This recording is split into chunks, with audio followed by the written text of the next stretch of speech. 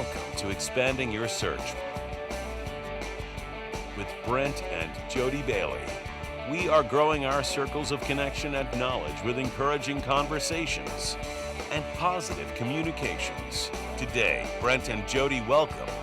It's Vindication Wednesday. So we have another exciting cast member, the star of War Room, and currently playing Detective Tre Millwood, TC Stallings.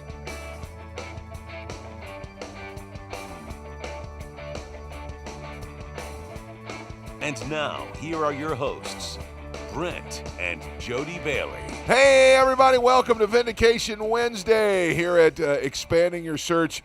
We are here talking today all about the faith-based crime drama Vindication. We have had some great principal cast members on, and we've enjoyed our time with every one of them. This week is no exception, as Detective Tre Millwood himself, TC Stallings, is here. We're going to be talking to him in just a little bit.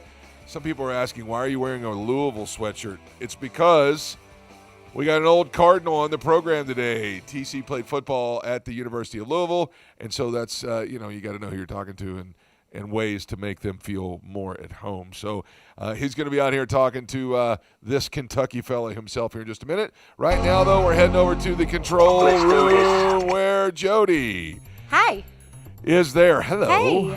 Hey. So, he's such a nice man. He is. I was just so he was great. Awestruck by his. He's just so friendly and so down to earth, and I'm just really excited to have him on here.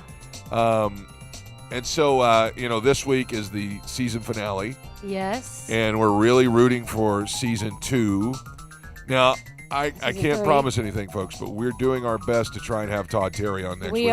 We are really Detective trying. Travis, please, Yep. please. Please. Todd We want you Terry, to be on please. next week, all right, so we can wrap up the season and really face forward to season 3. Yeah. Because we love the show so much. We really so do. We it's a are great definitely. show. We've been telling everybody about it, and I mean, seriously, every week we're like, "Oh, Jared, way to go, Jared! Yeah, Jared, you're you're just done great." making me cry this week. And you made me do all these other things. So, but I just got to tell you, the cast, they have been great. Every one of them that has been on the show have been such a treasure to talk to and just awesome. So, I've been having a great time with them and talking about that. So I can't wait to see if we can get Todd Terry next week. All right. Okay, But with that being said, though, I can't wait to talk to TC this week. All right. So let's talk about what's going on around the country. What is happening? What is going on around the country? Well, today is National Civics Day. Now, okay, all right. No. I love civics. But you know what? Our son Preston. It's a he fascinating really likes subject. civics. It's not just that class. Yeah. Yeah. It's the whole study of our government and how it works.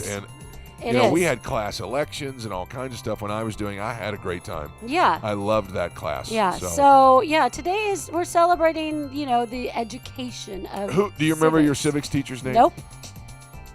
I don't remember. Mrs. Shelton. Oh, you would. Yeah. Yeah. But no, not me. Anyway, I don't have any idea. Very good. She was good. Yeah. I enjoyed that class. I don't know. I never really did good in history. So I don't know. I probably didn't do very well in civics. So it's completely different. History is I know the it past. is. I know. Civics It's is just more a lot about of information how it works that now. I probably Anyway, got bored. I get it. So we got federal, state, and local government. Right. There's the basis of the class. All right, move along. So we'll move on. Today is also National Navy Day, and that is the branch of the military. I feel like we just... Oh, I know I do too, but it was something a little bit different, but it did have to do with the Navy. It had something to do with the Navy. It did have something to do, but this is a day that we salute all those past and present members of the Navy. Anchors away, my boy. All right. So. Yes. Thank you for what you have done. Thank you to our personal friends. Yes. That were in the very Navy, close friends. That they still consider themselves part of the Navy. I mean, it's they're not on active duty, but they are definitely, they've got that going on. Yeah. So. Well, it's a. I mean, once it's a lifetime. I'm trying to think of the right word. I was going to say family, but it's not. It's a brotherhood. That's it's what a they brotherhood. call it. So. Yeah. So happy National Navy Day. Today we'll move on to this. It's also National Black Cat Day. So we've had, we talk about cats and we talk about different animals, but today is the Black Cat Day. Yeah, this is the bad luck day, I guess, it's right? the week. We are in the week before Halloween, yes. and so every day is something that has to do with that day, I guess. Well, I mean, does it give us any? I would say information about if you this are day? superstitious. This you is should not a not good be. day. This is Not not a good. good day for you. Yeah. No, it's not a good day for you. But you would want to watch out for the black cats that cross your path. Okay. Right? You don't, Anyway, sure. but that's if you're superstitious. I don't really believe in that stuff. So. Yeah, I don't either. All right, so moving on. Okay, the last one is American Beer Day. Yeehaw! Which we don't partake of, but American beer. We don't judge people. We don't judge people that do, but it's a day to just acknowledge a lot of the processes that have actually taken place in America to make beer. So it's a big industry here. All right. So that's all I have. Let me ask you food. this. Do you have any food? I do. I've got all kinds of food stuff, but I want to ask another question real quick. I know that you're wanting to put up multiple Christmas trees. Yes, I do. How do you feel about different colored Christmas trees? I would like, to be honest, I really want a white flocked tree. And I'd like a red tree. I don't know what that is. Wow. It's the snow, the fake snow on the tree. Flocked? That's what it's called. Okay. Flocking. F-L-O-C-K. All right. And you want a red tree too? I would like to have a red tree. I can't- haven't seen them, but I can't around. help you with a red one. Okay. But Walmart, for a very limited time, is offering a bright orange lit fir tree. So it's already pre-lit. Yes. And it's bright orange. Bright orange. It's the way reason? they're kind of saying it's like a fall tree. Yes. Okay. I Bright can see orange that. Christmas tree. And it is, I like the look of it, but I don't know if I would want that to be the Christmas tree. No, definitely But not. it is, the it's Christmas very tree. fascinating to look at. The pictures are really kind of cool. So, Yeah. Right now, if you go in to Walmart, you can get this Christmas tree from Walmart between, well, wow, what a range, $49 to $500. Oh my Lord. The $500 one yeah. must be like I can't imagine how big that is. for So, a courtyard or something. Yeah. That's all right, pretty here we go with deep. another mashup. Yes. Tell us the mashup. People are losing their minds. I really think this pandemic has driven people to such boredom Yes. that they're I doing agree. stuff that they never would normally do. Yeah. People have started, and this is a TikTok thing, ramen lasagna. Okay. It says people are making ramen lasagna, and it's our new favorite weeknight dinner. I mean, I'm just going to tell you, it looks so simple. They put all the ingredients in, they put a pack of ramen on top of it, throw it in the oven, and it's done. Well, I mean, ramen's easy, and I guess, I don't know. Like, so all the ingredients from a typical... It looks like cheese and noodle, layer with more cheese and the noodles, and then Italian, like and lasagna bake the noodles? ramen. Yep, bake And the then- ramen right on What's top. the Yep. point? I don't know. 350 to 25 minutes. So, Huh. 350 for 25 minutes. Anyway, it looks, I don't know. I just don't know. I mean, taste-wise, it A probably lot of tastes these good, things, but it probably does taste good. It probably tastes just like it. But some of that's just a waste of time. That stringy kind of takes away from the lasagna part, I think. Yeah. By then you're eating spaghetti. So Exactly, that's true. Just make ramen spaghetti. McDonald's has come out with the apple pie McFlurry. It is out Oh. right now. Of course, it is for the for the fall season. Fall Now, season. all right, now, here's something that I didn't. Did you know that Starbucks has a secret menu? Yes. I think I heard that, yes. Why have a secret menu? And then everybody knows it. Well, but That why doesn't make why sense. even That's not bother secret. it? I mean, why even bother with it? I don't know. I mean, there's 53 items on the secret menu. That's not a secret anymore. Of course, they're capitalizing on a lot of things. They have a Squid Game Frappuccino now. Yes. Which have I'm not you watched? surprised. Have you watched any of Squid Game yet? How about you? I've have you watched- caught any of Squid Game on Netflix? Yeah, let us know. I think I've watched maybe 10 minutes of it. All right, That's some of about these it. sound pretty good. I would do the pumpkin pie frappuccino. I probably think that's probably delicious. That probably would be good. Pumpkin butter cold brew.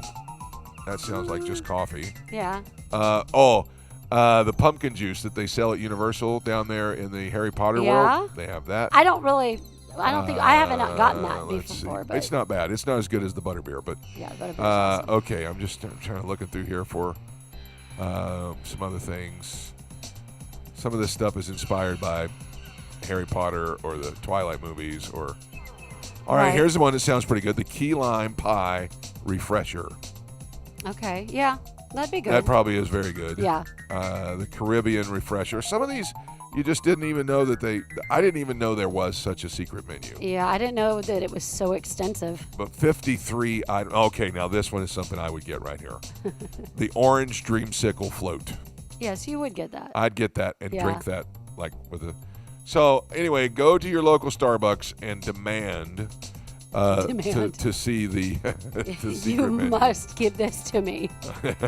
So, all right. Well, that's what's going on around the country. We're so excited today to have TC Stallings with us. So hang tight. We're going to expand your search.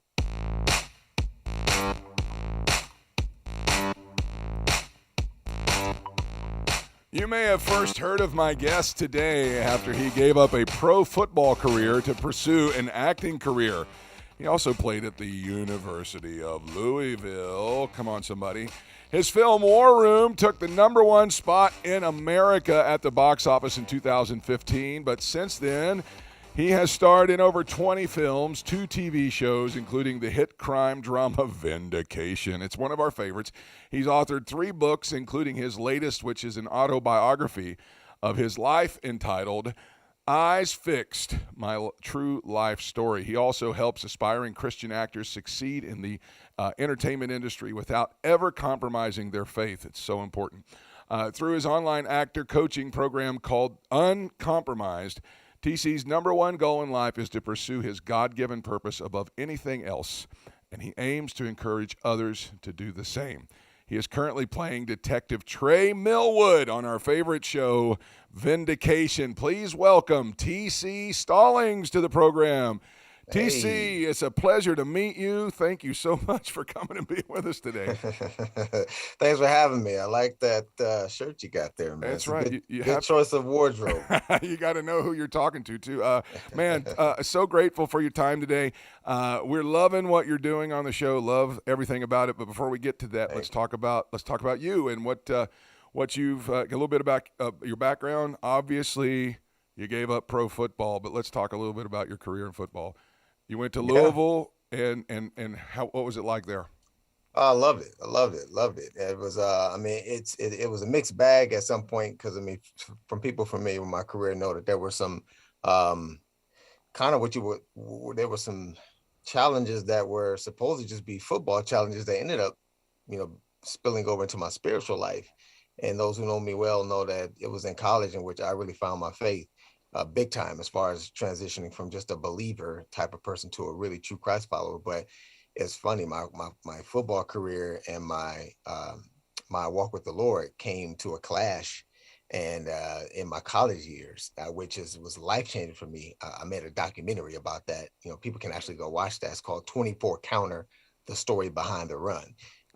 But I had a great time there. Outside of that part, that was hard. And I'm, as you can see, I'm trying not to even get into it. That's a whole other conversation for another day. Sure. But as far as my playing days, man, I absolutely love the city. I love coming out there on Saturdays and play. And it was just, it was a transformative time of my life. It gave me enough recognition to be able to go on and play pro football for 6 years. So I love the city. I have a lot of friends still there. They always show me love. I lived there for 13 years. I met my wife there.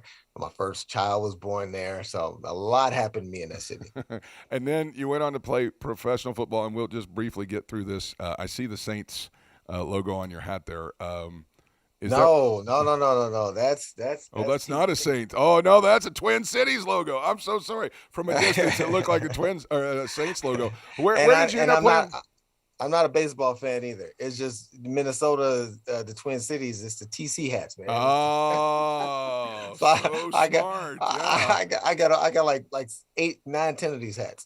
Okay. Different colors. Where did you end up playing pro football at? So out of college, I didn't get drafted. Obviously, the NFL was my goal. I was really, really like heartbroken by that because publications had stated that I was, could be a mid-round draft pick, and it didn't happen. So I ended up going right to the Arena League. I did well there, well enough to get noticed by the Calgary Stampeders of the CFL, and that was like pretty much my first major pro football contract. No slight to the Arena League, but I'm an outdoor guy, and that was just a bigger deal. So then I played over there, did well there, ended up going overseas and playing in Europe, and there was basically the NFL over there, and I played over there, and I did that. And so those were like the 3 leagues that I played in. All right. And so then you get bit by the acting bug. Talk about that. What was that transition like? Yeah, well, it was really weird because I had just finished up probably the best individual season that I had ever had as a pro. It was 1,500 yards rushing, 26 touchdowns. We won the Super Bowl over there. I was the MVP for my team, and that was 2008. And I'm coming back to the States now with all of that good baggage, to like put in teams' faces and go do personal workouts and all that. And that was what I was planning to do when I came back in 08. And this was around September or so of 08. So we go, and this is when Fireproof is released, and we go and see Fireproof. I'm blown away by the movie, and it like, look, literally, not only was I feeling like, first of all, let me just back up a little bit. I had been married 7 years at that point. Okay. You go into a movie like this. I remember my friends telling me, like, this is marriage movie, and it's about like fixing man. I'm like, man, I've been married 7 years, and I got this thing all figured out, man. And you think you're such a good husband. Just ask my wife. She'll tell you, I'm a great husband. I went into this movie, man. By the end of the movie, I'm apologizing for things that I ain't done yet. And the whole theater was like that. So I just saw the magnitude and the power of this film. And I just started to think to myself, like, man, I don't know how long I'm gonna be doing this football thing, but when I'm done, I think this is what I want to do for sure.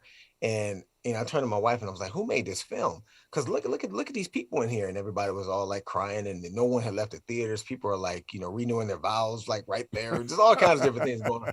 And I said, man, this is incredible. And my heart just really started to beat and thump hard for acting. And I had never done anything beyond, church plays and just stuff for fun. But now this is like, I wanted to get serious about this. So I said, who made this film? My wife, we look at the credits, said the Kendrick brothers. And I'm like, okay, I got to start praying about working with the Kendrick brothers. And a year and a half later, they gave me my first role. Oh, wow. Oh, that was God speaking loud and clear about, because I wanted to run it through him. I wanted to make sure I wasn't a prisoner of the moment, that this was something that he wanted me to do. And I just wasn't caught up in it. So I'm like, Lord, if you want me to do this, like, open the door for me, help make it plain. Otherwise, remove the desire from my heart to even do this. But I want to work with these Kendrick brothers because they're making the type of movies that I can do that don't dishonor you in any way. So I want to work with the Kendrick brothers. A year and a half later, they gave me my first role in Courageous. And I've never looked back. Yeah, I was gonna say the rest is history. Did you have to? Did you do some acting lessons or coaching or anything like that to get prepared for that, or did you just jump in? Just jumped in. That's awesome. That's what makes it cool, because only God can get the glory, man. Yeah. I know they say some people are naturals and stuff like that, and I don't shun that. I mean, I do think there are some natural giftings. I mean, like say I never have football lessons. I just picked up the ball when I was 12 and started running around with it and was just good at it, Yeah. And I know some people have to get coached in the sport to get really, really good at it. I didn't. It's the same thing with this acting thing. I had done like for fun. It was like my church when I was growing up used to always do plays, and I would always love to get a role, and I would, just goof off of that silly. In college, I did like 2 plays just for fun because I took theater arts as an elective, just because I was a fan of the genre. But as far as having like the classes and the training and the connections and all the things that they say you have to make it in this business, I had 0. Literally all I had was an answered prayer that gave me the fuel to just believe that I was called to do this, because literally my prayer got answered to a T. Here I am getting a chance to audition for Courageous. And man, I just did what I thought the role needed and required, and I got the role. I will say this, I mean, from the way I grew up in my life, you couldn't have picked a better role for me to have the first time with this thug guy, because I spent 18 years of my life around people like that. So I kind of had a little bit of experience with knowing what that would be. So that's what I drew from that. That was a big one. I mean, for your first role to be in a movie that had that kind of impact had to just be the most thrilling thing in the world. Now, it was huge. Yeah. So you jump in, and then not too long after that, you're in War Room, and that movie was everywhere. Everybody was talking about that. What was that experience like? It was cool because I kind of knew that it was coming down the pipe literally. A couple summers before they actually started going into production on it. So Courageous had come out, and you kind of go around the country and you're being asked to speak and stuff like that, and since my character wasn't necessarily a main character, the TJ character, but he was significant because he was the villain and everything. And when Alex and Steven, sometimes when they would go around the country and speak and share their testimony, because I played this really vile, mean guy, but in real life I was a believer. My testimony was compelling to a lot of people, and so sometimes Alex and Steven would bring me along to speak. So this particular time we're in Mexico City, so we're out of the country, which is cool, and we're speaking. I'm sharing my testimony and everything. We go out to lunch, and he hinted to me then, and this was like the summer or maybe fall of 2012 or so. He hinted to me then that he was in the process of already writing his next one, and God has given them the vision. And he kind of told me all about War Room, but I don't think he had titled it yet. And he said, "I'm thinking about you for the lead." He told me that then. And I said, "Wow, this is awesome." So then, it was like 3 years later, or 2 years later, he ended up offering me the role. And so when he offered me that role, it was just incredible, but I never knew it was going to do exactly what it ended up doing. And just to really button up the question, man, it was crazy, because in Hollywood, everybody was talking about Jesus and prayer, whether they wanted to or not. That's what you got to cover the #1 movie in America. And they treated me great. They invited me on all the shows. I was on Entertainment Tonight. I was on Hollywood Today Live. I was on Home and Family, all of these shows. And nobody was like mocking God or anything like that. They welcomed me in there. And it was incredible, man, to just give God glory for what he was doing. What an awesome testimony that is. Now, you've actually started to reach out and do things with other up-and-coming actors to help them keep that stand. And I know that we had Candace Kirkpatrick on the show. We also had Venus on the show, and they both are also doing some of that. And I've heard other faith-based actors that are doing that. What's your heart behind that? I mean, I know the answer, but I mean, just so that our viewers would know, to help people coming up, talk about that. Well, for sure. What I ended up doing, I was in 2012 when I gave up everything and I moved out to Hollywood. The process of knowing that was something that God wanted me to do took a lot of prayer and studying scripture and just asking him to, the same way that I asked him to show me whether he wanted me to act or not. I prayed and asked for, well, I got to back up a little bit of backstory. After Courageous, I got a phone call from Hollywood. An agent literally, I don't even know how they found me. They gave me a call and asked me if I had ever thought about coming out to Hollywood to like pursue acting full time and launch this career and all this stuff. And so I had to go through a prayer process about this. And I was considering this, and I started to ask myself, like, what would be the benefit of actually going out here? you know, and I weigh up the pros and cons, and it was this long con list. I could name a million things that would be like not good about going out there, from not having any connections, didn't have any, like I didn't have a manager, I didn't have all the things that they say you need to make it out there. No one knew me. I knew there was be a lot of things I'd have to turn down. So I'm looking for that diamond in the rough, clean roll out there and all of that. So it was a lot of negatives, but the one positive that I could come up with, like what could really change the game? And it was, if I was to go out here and succeed, somehow get to the top, be a really thriving, known actor that's doing great, but never compromise along the way, so that I can kill the whole stigma that you gotta kind of like forget about Christ when you go out there. So that was the thing I brought before the Lord, and I felt like he put it in my heart that, like, yes, this is what you need to do. So I'll go out there. So I'm out there 10 years. All throughout that time, I didn't compromise my faith, not once. And there was a lot of times where I could have, whether it's a big check or a big opportunity or whatever, but I just kept saying no. And every time I said no, it's like the Lord would replace that with something cool that I can do. That's why, like you said, I'm here 20 films later. So I say all that to say, once I went through all of that and I saw how to keep Christ first, but still deal with getting managers and getting agents and navigating the landscape, I felt compelled one day to just go online and Google Christian actor coaching and Christian actor training, anything.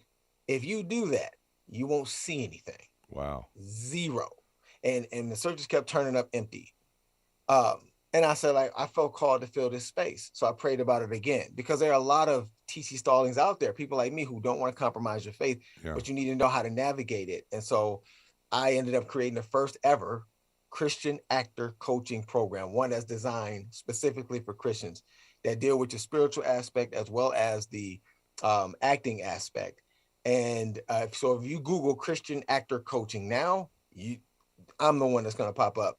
And so, I got a collection of actors. And once you complete the program, I invite you into a private Facebook group, and I meet with them weekly and continue to just guide them and navigate them in this industry, because I know exactly to a T what they're going through. So I feel the Lord called me to fill that space, and that's what I'm doing. And of course, the name of the program is called Uncompromised, and that's awesome. So congratulations on that. All right, let's talk about Vindication, because that's really what we brought you on for today.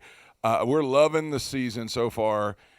From the beginning, Detective Millwood has almost been like a conscience for the show. Like, it's almost like Travis is starting to go off in some crazy thought line, and you're like, hey, let's bring that back to the middle of the road. Do you feel the same way, or are we reading too much into that?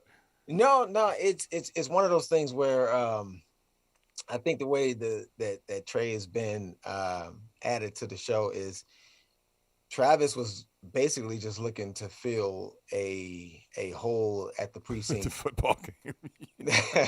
Yeah. He's really want to fill a hole at the precinct because he doesn't have the type of help that he really wants. And you want somebody like strong like he is, smart like he is, responsible like he is.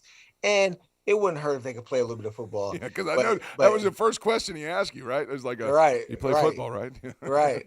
But it's funny to read what he said. It was so cool, because what it is from the aspect of knowing that he has a cop that can hold his own, strong guy. He already knows, like, okay, but let me just see if he can play football too. But I think he was trying to fill the void at the precinct. But I think what the show is showing, that there's also maybe a void of another strong accountability brother in his life that he can really call a friend. And I think Tre comes in and is filling that role as well. Not just another new cop on the show, a new help for precinct 2, but a really good, strong brother in Travis's life that can be a friend to him. Yeah. The thing that I thought was really refreshing take on especially on a Christian show, is right off the bat, I know they introduce you at the end of one of the episodes, and that's where the football question comes in. But then the next show, your first case right out of the box is dealing with a race factor. Right. And I was so happy to see that handled in the way it was handled. You guys had that conversation in the car where the explanation was coming out of what the African American community is really looking for. Was that what was that like to film that scene? I mean, it was easy because it was written from a realistic standpoint. I mean, people had those conversations all the time, and everything that was said is pretty much true. I mean, I grew up that way, and it's what I love is that we focus on non controversial type of verbiage, non-controversial type of back and forth, just to kind of find the sensible conversation that you can have about it. It wasn't this thing where it's like, all white people are bad or all black people are thugs or all this. It was more so of how a sensible African-American man or woman might see the situation, and how a cop who really wants to understand, who happens to be white, would see the situation. And they don't have any animosity towards each other. So they're not fighting each other. They're actually standing shoulder to shoulder and looking out at the problem, both trying to solve the problem. They're both looking at it like, maybe this will fix it. Maybe that'll fix it. Well, maybe this needs to happen. Maybe that, not going at each other, counterpoint, punch for punch and all of that.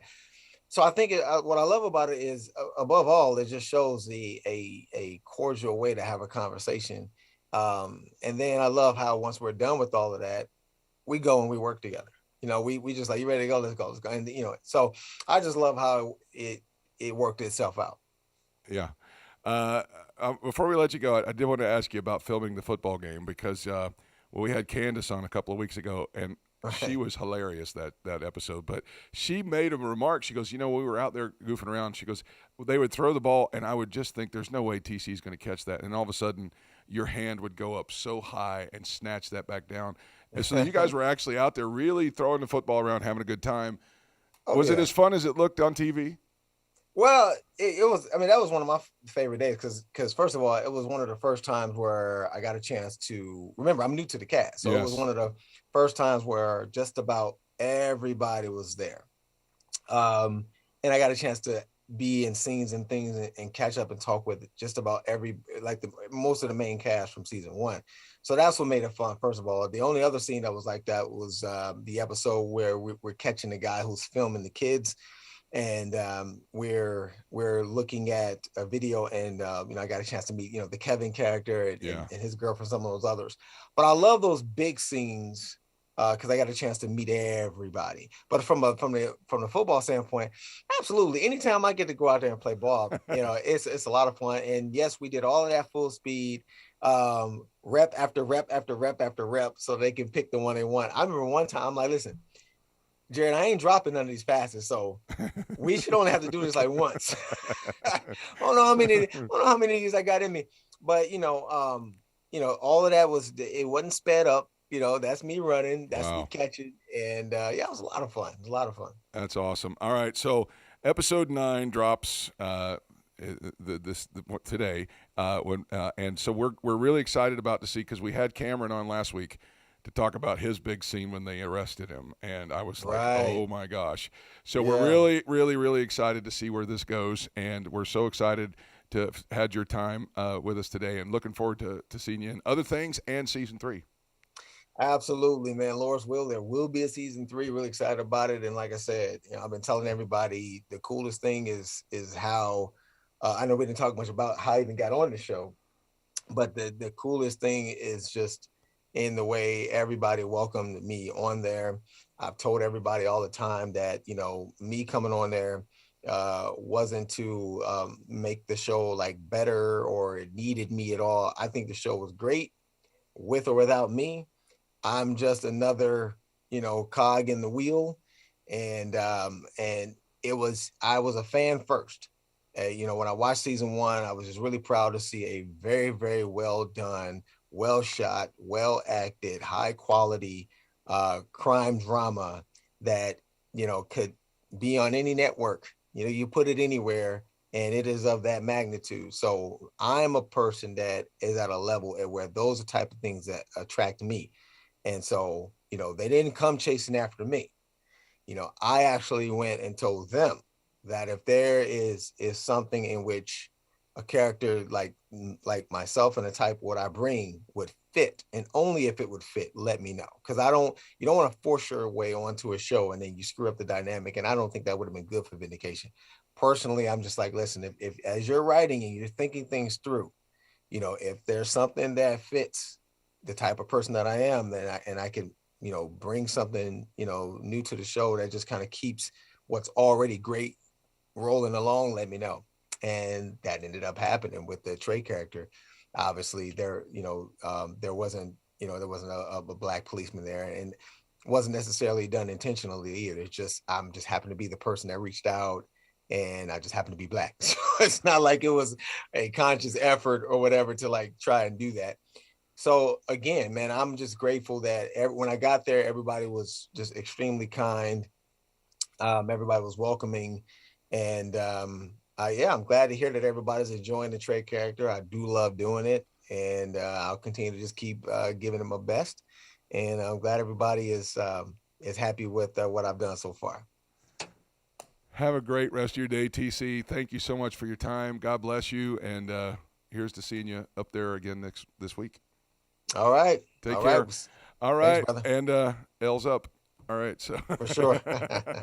All right. That's TC Stallings. And now let's stop for directions.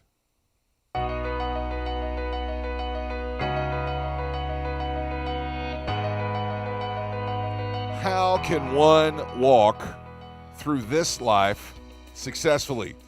Is it because we achieve greatness compared to our neighbors or our family or our friends? Is it because our bank accounts tell us that we're successful? Or is it stepping out in faith to do what God has called you to do? The book of Psalms tells us that the steps of a righteous man are ordered of the Lord. That says to me, if you're going to be successful, you have to walk in his plan. Throughout this season and even today with TC, we've heard a lot of people laying down their success from worldly opportunities to follow the plan of God for their life. TC shared the same with us today. It is following God's desires that he puts into our hearts that when we lean upon them, they bring satisfaction, success, and contentment. But who's all this for? Is all of that just for you? I'm going to challenge you today with this. No, it's for you and others. You are blessed to be a blessing. God will never lead you down a path where your success is just for you. Whether training someone else to be successful, mentoring someone else to walk in their purpose, or assisting someone else to get started, your success will always be tied to helping others come to know God's plan for their life. Allow yourself to walk in that plan today. But while you're walking, look for the person that you're supposed to help along the way. That's going to wrap it up for the show today. I'm so grateful to TC Stallings for stopping by to talk about Vindication and his career with us. We love him in just about everything he's ever done. Don't forget, coming up Friday, we got a great show for you. Chad Owen, who is a businessman extraordinaire, is going to be here with us. I want to thank Jody for another great job over there in the control room. Until Friday, I hope we helped you find what you were looking for as you expanded your search. Have a great day, everybody. Thanks for joining us today. Connect with us on @ExpandingYourSearch on Facebook and Instagram and @ExpandingSearch on Twitter. Relive any of our episodes on YouTube. We're available wherever podcasts are found, including Spotify, iHeartRadio, Apple Podcasts, and Google Podcasts. You can also download the Direction Ministries app on iOS, Android, Apple TV, Roku, and Amazon Fire. Take some time today to